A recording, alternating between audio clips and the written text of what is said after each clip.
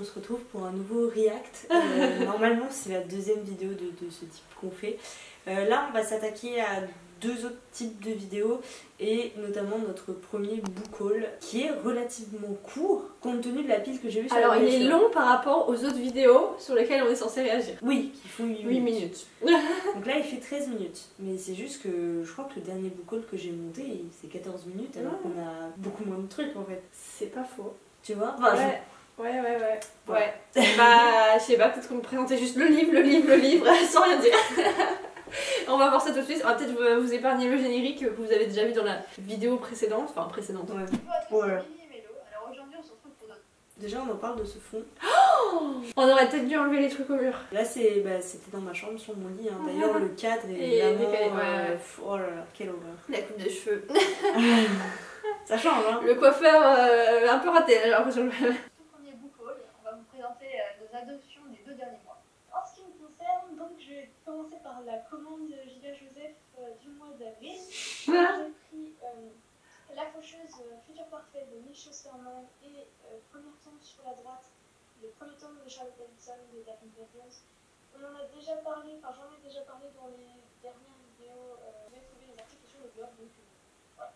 Ensuite, pour la fin du mois d'avril, Mélo a décidé d'abandonner 3 de ses petits coups, je les ai adoptés. Donc il s'agit des tomes 2 à 4 de Magic, la saga de Angie Sage. Quant à moi, la liste est un peu plus courte, j'en ai acheté que 3.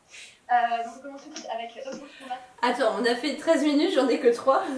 À ce moment-là, je faisais pas les emprunts. Hein. C'était sur avril, je pense. Ah, que 3 et là, il y a avril, mai, ah. et mai, il y avait les Imaginales auxquels on allait sûrement déjà. Par contre, je sais pas si vous avez capté, mais au début de vidéo, je dis la commande Gibert du mois d'avril. Parce que c'était à cette époque bénie où je m'étais dit je vais me faire une commande par mois. Soit Gibert, soit Momox. Et je crois que mon budget c'était entre 30 et 35 euros. Ah ouais. Ouais, de livres d'occasion. Autant vous dire que sur Momox ça représente tout de suite beaucoup, d'où les grosses piles.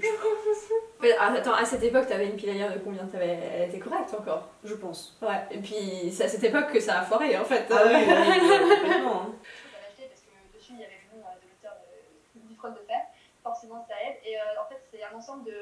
D'ailleurs on en parle de cet auteur là. Non mais enfin, j'attends toujours la fin de la dernière intégrale de Game of Thrones. Ça m'énerve. Bref. Dont l'héroïne est une femme, dangereuse, forte, tout ça. Et le premier tome recensait tous les auteurs masculins, et là c'est toutes les plumes féminines qui sont les honneurs. Voilà, donc je suis un peu jetée dessus. Ensuite j'ai acheté Guillaume Musso, La fille de Brooklyn, donc c'était pas du tout prévu, j'ai complètement craqué. C'est bien parce qu'on voit nos goûts, hein. Maintenant je n'achèterai plus jamais de Guillaume Musso, hein. Il m'a trop déçu. Alors moi je serais pas aussi catégorique parce que j'en ai lu un il y a pas si longtemps. Je les ai pas. Du coup il y a eu une grosse période où j'en ai pas lu, mais j'en lis un de temps en temps et ça me convient bien moi. Les anciens étaient meilleurs, maintenant c'est autre chose. Pour sa couverture un peu cartonnée en fait. Voilà. Et Les Mystères de l'Aristam, le tome 1. Parce que je venais de finir La Place Noire et j'avais adoré, bien sûr.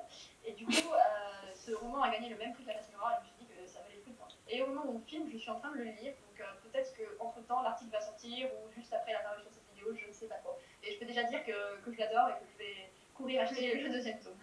Maintenant qu'on a fini le mois d'avril, on va commencer le mois de mai et j'avoue, j'ai un peu craqué, juste un peu.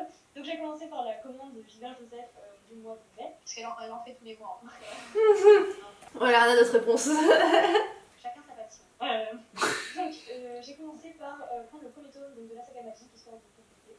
Ça c'est de ma faute en fait parce que je t'ai revendu, mais alors donc j'ai dû en racheter. Pourquoi t'avais pas le premier? Parce que je l'ai lu en médiathèque, en fait c'était souvent comme ça. Je lisais en médiathèque, ils achetaient pas la suite tout de suite, donc du coup voilà. la suite et j'avais pas dans ma bibliothèque, c'était pas complet quoi. J'ai pris également Le goût du bonheur de Marie Laberge, de Gabriel. Meilleur achat. Et il y avait déjà du bon goût au début de l'achat. Voilà, et je tiens à dire que c'était en mai 2017, hein, donc ça remonte.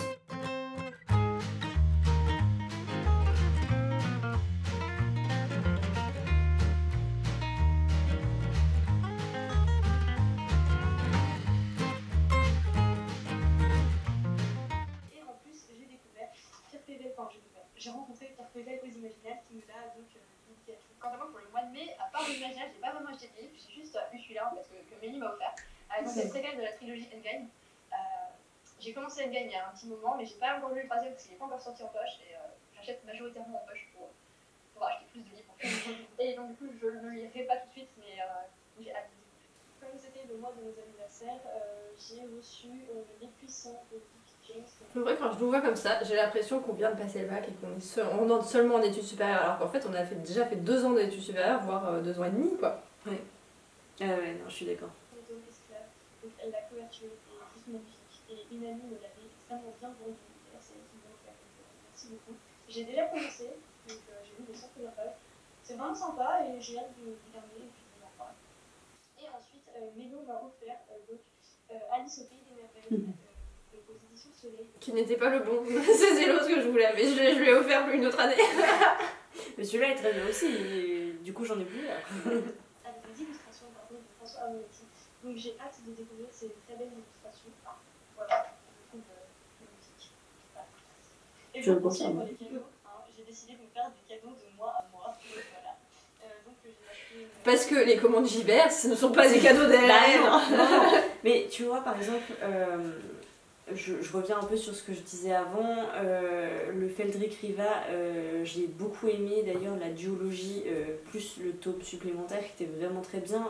Ils sont encore souvent au stand des Imaginales sous forme de coffret, vous pouvez les trouver, donc voilà, la vidéo sortira plus tard, mais l'année prochaine, n'hésitez pas. Les Enchantements d'Andromère, je suis très heureuse d'avoir cette édition là, mais ça c'est un truc dont on pourra parler, mais pourquoi, enfin je comprends pourquoi, mais les éditeurs ils ressortent des nouvelles éditions collector, genre pas tous les ans, mais en fait voilà, c'est-à-dire que nous, en tant que fans du truc, on achète la plus belle édition, enfin voilà, le truc qui nous parle le plus au moment T. Et genre 5 ans après, bah en fait, ils ressortent une nouvelle édition. Et je suis pas collectionneuse au point d'acheter plusieurs éditions du même livre. Enfin, pas tous en tout cas. Pas pour l'instant.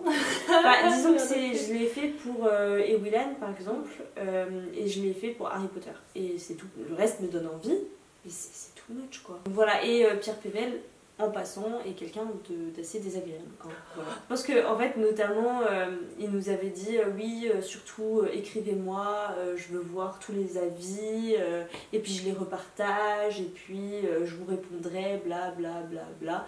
Je l'ai recontacté. En plus, c'était un avis positif que j'avais fait. C'est pas comme si c'était un avis négatif. Il m'a jamais répondu, il m'a collé un vu et il n'a jamais rien repartagé du tout. Et c'est vrai qu'il a ce petit côté, je trouve, un peu. Il est un peu fier.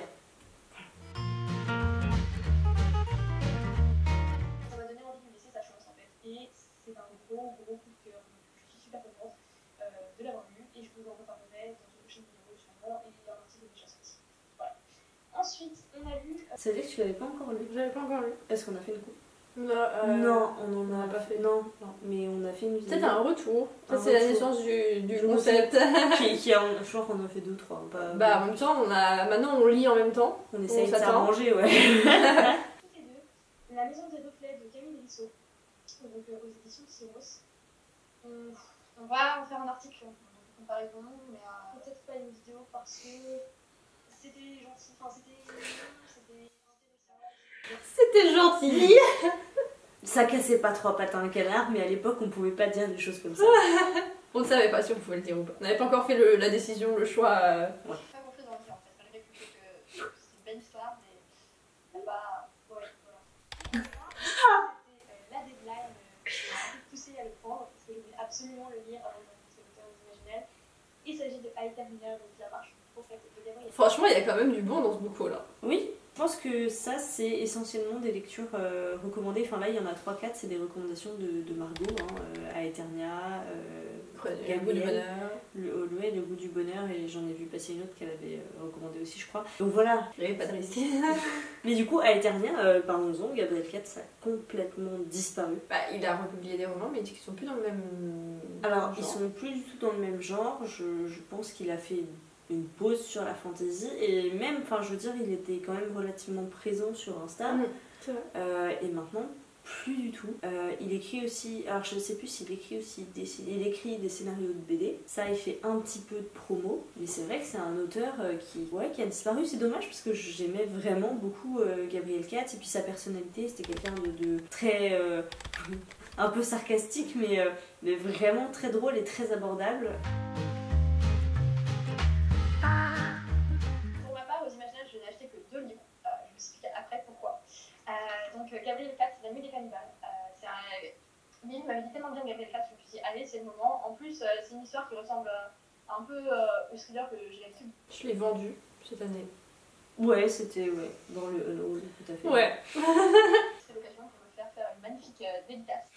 Oh merde! Je ne me souvenais pas qu'il y avait une dédicace et qu'en plus, c'était un dessin. J'aurais peut-être tout prendre en photo avant. Alors, je l'ai peut-être pas encore vendu. Je l'ai mis en vente, mais il est peut-être pas parti. Fille aux cheveux rouges. Ça faisait un moment que je voulais l'acheter et donc du coup, autant en profiter pour se faire une dédicace. Voilà. Et en plus, la couverture est juste magnifique.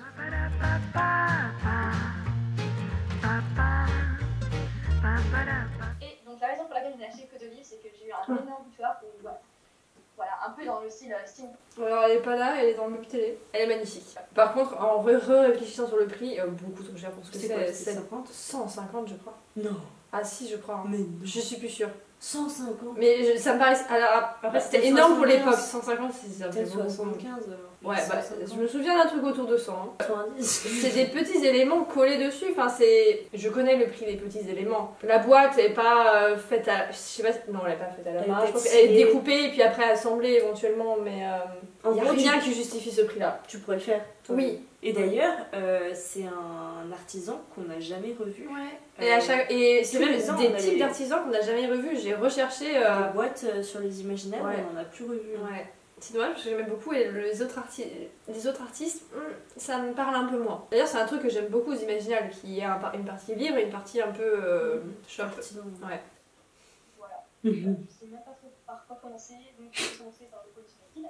Puis c'est surtout par rapport au prix de la vie de l'époque. Encore maintenant, je pense, en vrai, ça pourrait peut-être plus se justifier. Il y a peut-être eu le tarif Imaginal qui est passé dessus, quoi. Et on n'avait pas les mêmes... Enfin, je veux dire, notre rapport à l'argent, alors non seulement il y a eu l'inflation, tout ça, mais il n'est pas du tout le même aujourd'hui parce que entre temps, enfin là, t'étais pas encore apprenti. Ah si, j'étais apprenti. Donc j'avais un petit salaire, c'est pour ça que j'avais déjà, on était au mois de mai, donc j'avais déjà le 1er septembre. Ouais, bon, en ce qui me concerne, moi j'avais pas de revenus à l'époque.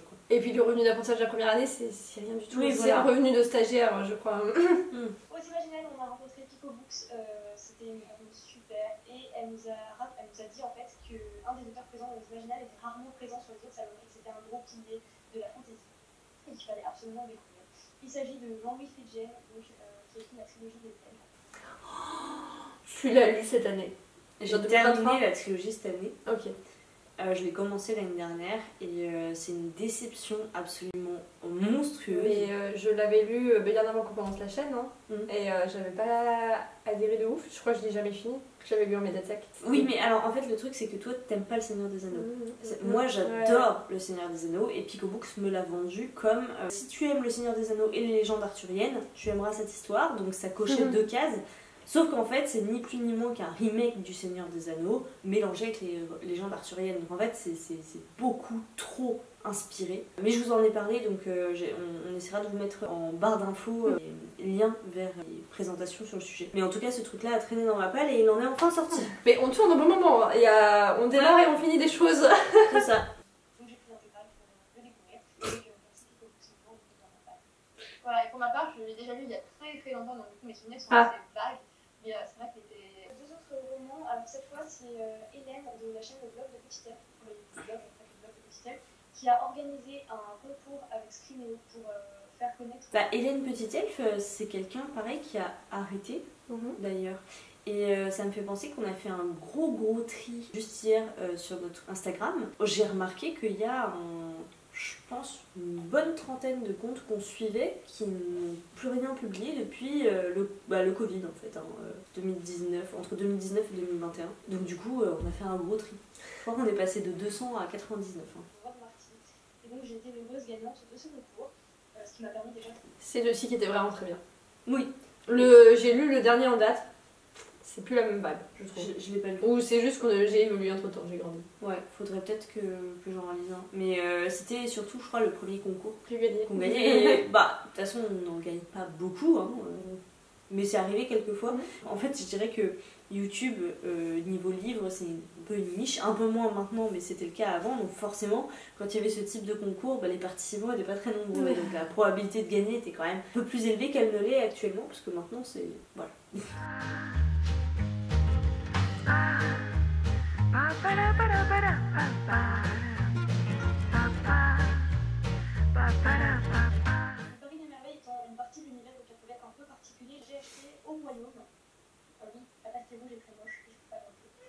j'ai décidé d'acheter Au Royaume et de découvrir Sapling dans une autre histoire. On m'en a dit beaucoup de bien, j'ai des amis qui étaient là, qui me poussaient. Allez, vas-y, il est vraiment super. Sinon, il y avait Les Lames du Cardinal, une édition collector, je me suis dit, on va quand même pas pousser, hein. Voilà, ça aurait été des gros craquages. Et j'ai bien fait parce que j'ai eu Les Lames du Cardinal dans une autre édition que j'avais trouvée sur Momox et j'ai pas adhéré du tout au premier tome. C'est pas mon style, je comprends que ça puisse plaire, mais c'est pas mon style. Quant à Au Royaume, j'ai trouvé énormément de défauts au tome 1, moins au tome 2, et en fait ça s'est amélioré. Je crois que l'auteur avait prévu une série de 12 tomes, là pour l'instant on est à 5, et il a annoncé que le 6ème serait le dernier. Donc il a juste décidé d'arrêter son truc. Malheureusement, ce qui se met en place dans les 4 premiers, c'est vraiment un début de saga de 12 tomes. Et en fait, le 5ème, il y a tout qui se précipite parce qu'on sent qu'il veut terminer sur le 6ème. Cela dit, j'avais eu la chance de recevoir en SP le 3 et le 4, je crois, ou juste le 3. Et donc, du coup, en fait, j'ai racheté en grand format relié les tomes que j'avais achetés en poche à haut. Voilà. Donc, je n'ai plus ce livre avec la pastille moche. Et à s'imaginer, il y avait un arbre à livre. Et donc, en fait, vous avez un livre. C'est une belle découverte à l'intérieur, je crois. On sait pourquoi il a été mis là. Je ne voulais plus, donc parce qu'il ne vous a pas plu ou parce que vous en avez trop. Vous amenez, vous déposez et en échange, d'accord de partir avec un livre qui a déposé un autre lecteur. Donc j'ai déposé un livre que j'avais pas du tout apprécié, voilà, un tome 1 de l'histoire de vampire, qui est parti, donc j'espère que son nouveau propriétaire va l'apprécier. J'ai remporté Le Choix des Ombres, Brent Weeks. Alors, pourquoi le Choix des Ombres? Parce qu'en fait, j'ai lu La Voix des Ombres, le premier tome, en septembre. C'était une lecture vraiment très sombre et très dérangeante. Il y avait pas de viols, d'enfants. Mais du coup, comme ça, on est quand même bien. Hein, j'ai décidé de lire la suite parce qu'elle était là. Voilà. Il y avait aussi le tome 1 et le tome 3. Donc voilà, c'est la fin de notre. Je crois que j'ai abusé et que j'ai emmené le tome 1 et le tome 3. Hein. Tu es revenu vers ton choix, il y a moyen, ouais. Mais ouais. Je sais pas, les 3, je sais pas. Peut-être juste le 3, mais pas le 1. Je crois que je l'ai juste pas dit à la caméra parce que ça se fait pas d'embarquer 2 livres quand on en pose un. En vrai, je sais pas, parce que bah en fait, aux Imaginables, la boîte à livres n'allait pas revenir. Ouais. Mais quand c'est dans une ville, si t'en prends 2 et que t'en amené qu'un, mais tu sais que tu repasseras ou tu vas les redéposer à nouveau, c'est pas trop grave si. Ouais, mais là voilà. j'ai peut-être triché un peu, j'avoue. Et donc du coup, sûrement que vous aurez mes avis avant même d'avoir la vidéo qu'on est en train de vous tourner maintenant, puisque j'ai terminé ce tome 2 que j'ai trouvé aux Imaginables. Franchement, c'est un bon moment là. Synchro. Enfin, pour ça, il faut que je fasse le montage dans moins de 6 mois. J'ai la vidéo d'abord montée. Ça va être des montages très compliqués. Donc, ce sera peut-être plus aussi synchro que ça pour vous. Oui, mais le tournage est. Oui, il a beaucoup plus craqué que moi ces 2 derniers mois. La tome de livres, on ne pourra pas en parler tous, donc n'hésitez pas à mettre dans les commentaires lesquels vous voulez. Certains articles ont déjà paru, donc vous les trouverez dans la description. Et d'autres articles vont être là. On voulait remercier encore une fois tous les youtubeurs qu'on a rencontrés parce que franchement, les gars, vous êtes adorables et ça faisait tellement plaisir. Nous, c'est le début de notre chaîne et on a eu l'occasion de rencontrer des gens qui sont là depuis beaucoup plus longtemps, qui ont plus d'expérience. Et franchement, c'était des super rencontres. Donc merci parce que, voilà, super journée. On a aussi rencontré donc, tous les auteurs dont on vous a parlé, qui sont très chaleureux, très accueillants. C'était un plaisir de discuter avec eux. Pour ma part, j'ai hâte d'aller voir sans avoir des explications parce que j'en ai besoin. Sans réponse. Les Imaginables, c'est donc des auteurs, des blogueurs, des booktubeurs, des lecteurs, que de belles rencontres et aussi une super ambiance. Et plein de petites boutiques d'artisans qu'on a pris plaisir à découvrir. On a fait le tour. C'était très dur de se retenir d'acheter plein de choses. Donc c'est certain qu'on retournera aux Imaginables l'an prochain, on a très hâte et puis peut-être que vous direz qu'on fera. En attendant, on vous laisse et on se retrouve la semaine prochaine pour la nouvelle vidéo. Et entre temps, il y aura, je sais pas si ce sera avant ou après cette vidéo, mais il y aura une petite vidéo bonus qui paraîtra sur notre chaîne. Voilà, je vous en dis pas plus. À bientôt. Bon, vous êtes du teasing. Oh là là. Finalement, enfin. Ça passe. Ouais, mais tu vois, en 13 minutes, alors que quand on regarde la miniature, je sais pas. Je crois que toi, tu donnes tes avis maintenant. Pas tellement, il y a des fois justement je me dis je parle même pas du thème du bouquin, je parle même pas du résumé, je dis rien du tout, pas d'infos. Je crois qu'on va être obligé de regarder un des derniers qu'on a fait pour comprendre. Parce que... En tout cas, il en ressort que les quelques livres un peu nuls que j'avais achetés cette année-là, ils sont lus. D'ailleurs, enfin tous, je crois que là ça y est, j'ai lu tout ce que j'avais acheté en 2017. C'était des recommandations pas forcément toujours bonnes et sinon il y a quand même de la qualité. Hein, pour un début de chaîne, vraiment, on avait commencé en avril ou en mai la chaîne du coup. Ouais. Et là, c'est vraiment le premier book haul. Je pense pas qu'il y en a eu d'autres avant. Peut-être sur le blog. On avait commencé ça en janvier, je crois, le blog. Non, le blog c'était en mars. Ok. Il a fait mars-mai. D'accord. Donc ça fait 7 ans. Depuis, on ne publie plus sur le blog, à part pour des trucs vraiment spécifiques. Je crois que moi j'avais besoin de râler à un moment donné. Et pour le Sauté Gourmet Challenge, pour mettre à dispo les images. Blog qui a d'ailleurs vieilli. Et ça fait longtemps que j'aimerais le refaire, mais ouais, comme mais on poste rien dessus... Ça demande du temps et de l'énergie qu'on préfère mettre dans la chaîne et Insta parfois. Parfois. J'ai envie de dire que c'est quand même joli ce fond avec tous les livres derrière. On faisait comme on pouvait, mais c'était quand même... C'était ok. Par contre, j'essayais toujours de m'attacher les cheveux, je sais pas pourquoi, parce que je sais pas m'attacher les cheveux. Une vidéo assez spéciale. Imaginez-vous dans une bibliothèque, une librairie, peu importe. Vous êtes entouré de livres, que ce soit sur des étagères, sur des tables devant vous. Qu'est-ce qui fait que vous allez avancer vers une table plutôt que vers une autre? Choisir un livre plutôt qu'un autre, on va parler de ça aujourd'hui, et notamment appliqué à nos avis personnels. Il y a pas mal de coupures là. Et je maîtrise mieux la coupure. Ouais. Voilà. Les cuts. Par contre, il y a un truc qui ne changera pas, c'est dans l'angle en haut à gauche, il y a toujours un petit truc qui s'incruste. Mais encore une fois, ça c'est le caméscope toujours. Donc ouais, bah oui, on n'a pas de retour. On avait un tout petit trépied, c'était difficile. C'est sûr qu'on avait un trépied, on mettait pas ça sur une pile de livres, sur une chaise. Non, j'avais le trépied du caméscope, qui s'est cassé quand j'ai commencé à mettre mon réflexe dessus, le trépied n'a pas aimé. Et ça commence à tout un jour. Je sais que je commence toujours par aller chercher du côté rayon Lingali. Et après, je me décale un peu plus rarement vers le rayon adulte, mais surtout pour la revue. Après moi, je passe d'abord par le rayon thriller, policier. Je lis nettement moins de thriller parce que ça commence à tourner en rond. Enfin, j'ai l'habitude maintenant et je suis moins surprise. Toujours par éventuellement des livres un peu plus légers, un peu plus comiques. Et bien évidemment, je finis toujours par. Léger, comique. Tu lis plus de feel good non plus. Non. Parce que là, tu es en train de dire qu'après le thriller, tu passes au feel good que tu fais. Mais si t'es en librairie, c'est la façon dont la librairie était organisée. En fait, je parlais du haut du livre, là, concrètement. Oui. Parce que quand t'es en haut, t'as les polars, les thrillers, et t'as un peu le. Bah, t'as le contemporain en fait. Et après, tu descends en bas par les escaliers au fantasy, fantastique, SF, adulte, young adulte, tout ça. Le rayon fantasy et young adulte. Personnellement, la première chose qui attire mon regard et qui me donne envie de lire un livre, c'est la couverture. Un livre qui n'aurait pas une couverture attrayante, déjà, je ne retournerai pas, je ne chercherai pas à en savoir plus sur ce livre et j'irai voir un autre. Après, si la couverture est intéressante, je regarde le titre, et après je m'intéresse un peu plus au résumé, etc. Et si le résumé m'intéresse, je prends le livre. Donc le résumé peut me faire changer d'avis. Oui, si le résumé ne plaît pas, ça me plaît. C'est un élément déterminant. Dans le genre couverture qui interpelle et qui vient du... J'ai l'impression de regarder des vidéos Ina. Faudrait le mettre en bas. Ina. Avec un petit filtre. Archive. Il y a absolument fabuleuse de l'univers. Il y a la passion noire, bien évidemment. Donc avec ce magnifique dessin d'une arche qui flotte, ça donne vraiment envie de découvrir l'univers, de se plonger dedans. On se dit que vu le dessin est tellement magnifique, l'histoire va être très belle aussi. Du coup, ça nous permet aussi. Je n'ai pas la passion noire. C'est le mien, hein. J'ai lu les tiens. Et pourtant, il est magnifique. En vrai, il aurait mérité. Après, non, je sais pourquoi je l'ai pas acheté. Parce que j'ai pas aimé la fin. Donc, je pourrais acheter le 1 parce que vraiment, j'adore les dessins. Ça fait rêver ce truc qui flotte là. Mais je sais pas si t'as vu la couverture italienne du Sang de la Cité. C'est un peu dans le même esprit. On le voit bibliothèque, si on a possible. Oui, parfois, j'achète sans ce qui me concerne des livres pour savoir pourquoi est-ce que ça fait autant de bruit. Donc, c'est le cas d'ailleurs pour la passion noire. Je me suis dit, ça y est, c'est le moment, il faut y aller, il faut l'écouter. Et heureusement que tu l'as acheté parce que moi j'étais encore un peu radin sur mon budget livre et donc du coup même s'il m'attirait je sais pas pourquoi je l'avais jamais acheté. Pourtant j'avais vraiment eu un coup de cœur pour la couverture. On en a trop parlé je pense. Peut-être. Oui c'est ça. Ouais c'est ça. On avait déjà cette sensation là à l'époque en fait. Du coup on n'avait pas encore énormément d'expérience. Et moi je suivais encore très peu de comptes parce qu'en fait avant qu'on lance la chaîne je ne suivais pas du tout ni Booktube ni Bookstagram ni quoi que ce soit en fait. Donc j'avais pas encore cet effet de j'ai trop entendu parler et je sais que des fois ça me... j'ai trop d'attentes. Bah, moi, la première chose que j'ai vue chez lui, c'était la couverture. Je l'ai vue dans une librairie, je me suis dit, celui-là, il va falloir que je l'achète. Dans le genre couverture qui ne m'attire pas, c'est généralement les couvertures avec un gros visage de pré-ado. Ouais, un gros On est déjà un petit peu adulte. qui fait un peu dramatique. Donc, je vais un exemple là tout de suite.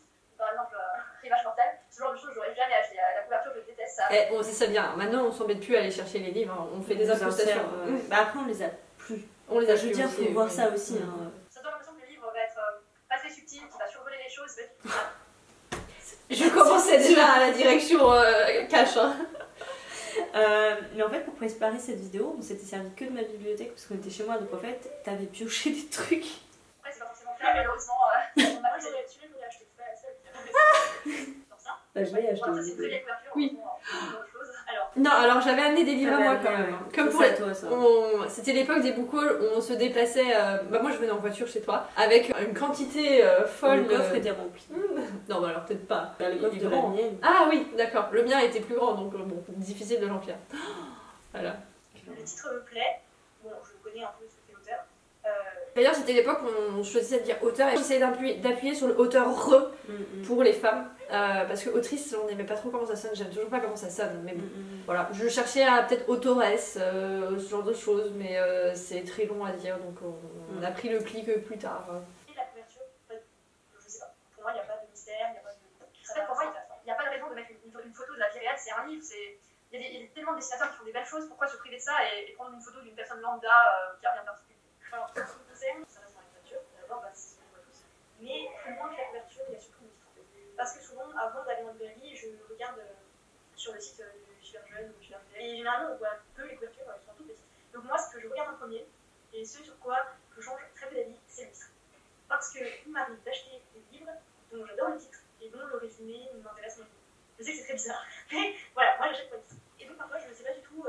Ce n'est plus d'actualité. Je saurais pas dire. Je pense que maintenant j'achète plus suite à des recommandations où je fais des recherches un peu plus poussées, mais c'est vrai que maintenant. En fait, c'est parce qu'on a été tellement déçus que maintenant Ouais, et puis je pense que maintenant on sait davantage, c'est-à-dire qu'on connaît davantage d'auteurs, on a aussi davantage de recommandations de différentes personnes, je pense qu'on a aussi appris à mieux connaître nos goûts, et ça nous aide en fait. Et surtout, moi à l'époque, la seule manière de sélectionner des livres, c'était soit en médiathèque, bah voilà, juste les livres que je n'ai pas lus en médiathèque, petite médiathèque, j'avais vite déjà fait le tour avec toutes mes années de jeunesse.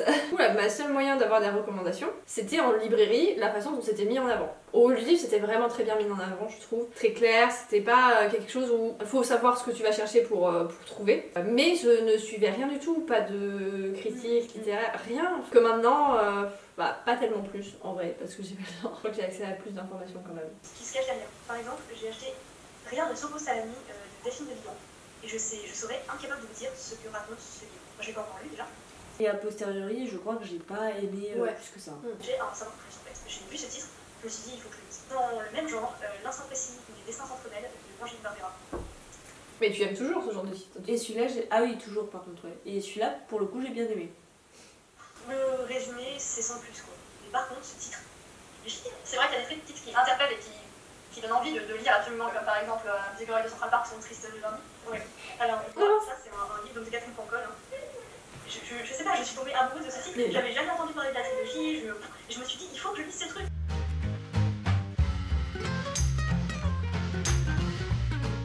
On achète également pour la saga, mais aussi pour l'auteur.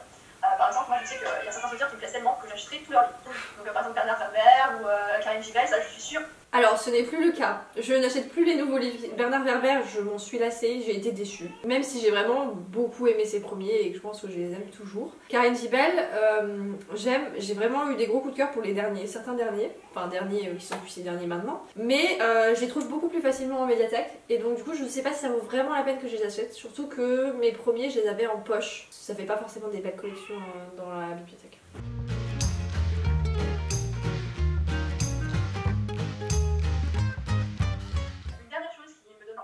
C'est quand je vais au cinéma et que je vois un film qui est adapté d'un livre et dont je n'ai pas lu le livre. D'habitude, c'est l'inverse. Je vais au cinéma parce que j'ai lu le livre et qu'il y a le film qui sort. Mais parfois, c'est pas le cas. Et c'est notamment le cas pour les enfants particuliers où j'ai vu le film, j'ai beaucoup aimé le film, mais j'ai acheté les livres. C'est pas mon genre ça. Déjà parce que je suis pas très cinéma. Voilà, que déjà ça limite un peu. Ensuite, je préfère toujours, quand j'apprends qu'un film est tiré d'un livre, je préfère toujours lire le livre avant de le voir. Puis ensuite, ces derniers temps, les adaptations cinématographiques des livres que j'ai lus me trouvent beaucoup déçus. Tu vois pourquoi les premiers qui viennent en tête, c'est des pensées divergentes. On espère que cette vidéo. Et Eragon. Mais j'aime beaucoup, séparément, je les aime beaucoup les deux. Hein. Le film tout seul, je l'ai regardé plein de fois. L'acteur d'Eragon, tu mettras sa tête ici en gros, s'il te plaît. Attends. Il est. Non, mais il est surtout très adulte par rapport à l'âge du personnage en fait. Il y a un problème. Non, c'est un. Bon, il fait adulte là. Il fait ado. Oui, il fait 18 ans qui essaye de se vieillir. Enfin, 17 ans qui essaye de se vieillir. Bref, c'est une horreur. Oh, il y a que Brom qui trop. était un peu intéressant, puis c'est franchement l'adaptation. Moi j'aimais beaucoup l'actrice d'Aria, qui ne ressemble pas à Aria dans le voilà, livre. Exactement. Mais je la trouve très belle, je crois. Attends, faut mettre Aria. Elle est très très belle. Oui, d'ailleurs je sais pas ce qu'elle a fait d'autre, mais ça n'a pas dû l'aider dans sa carrière.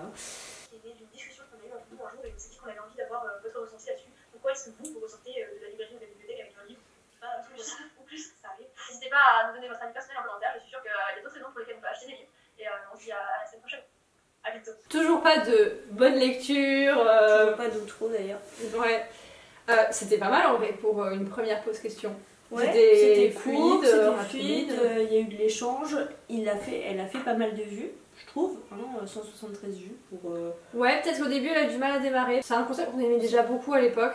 Ouais. On avait beaucoup de plaisir à le tourner. Et finalement, on n'en a pas fait tant que ça. En fait, on s'était dit qu'on en ferait beaucoup plus. Et finalement, on n'en a jamais trop fait. Le montage était compliqué, long, le tournage était très sympa. Et il faut trouver les bonnes questions déjà, avoir des choses à dire dessus, bien construire l'enchaînement de la vidéo. C'était pas évident. Puis trouver des exemples aussi, voilà. Mais c'est vrai qu'on essaiera, enfin c'est toujours ce qu'on se dit. Et n'hésitez pas, comme on l'a dit à la fin de cette vidéo, à nous proposer des thématiques sur lesquelles on peut débattre. Voilà. Et d'ailleurs, la dernière en date, on vous a d'abord posé la question à vous sur Instagram. Vous faire intervenir dans la vidéo, ce qui est beaucoup mieux parce que bon, c'est sympa toutes les deux, mais faire intervenir encore plus de monde, c'est chouette. Ouais. L'idéal, ce serait de le faire en live, mais bon. Voilà. Ouais. Et puis ça permet aussi le fait de vous poser les questions, ça a permis aussi de structurer un peu l'échange. Puis il n'y a pas tellement de retours dans les commentaires, enfin en tout cas pas dans celle-ci, mais je sais que la dernière justement où vous êtes intervenu dans les questions, on a beaucoup plus échangé. Sur ce, on espère que vous apprécierez cette vidéo. Et puis en attendant une prochaine vidéo, on vous souhaite de très bonne lecture.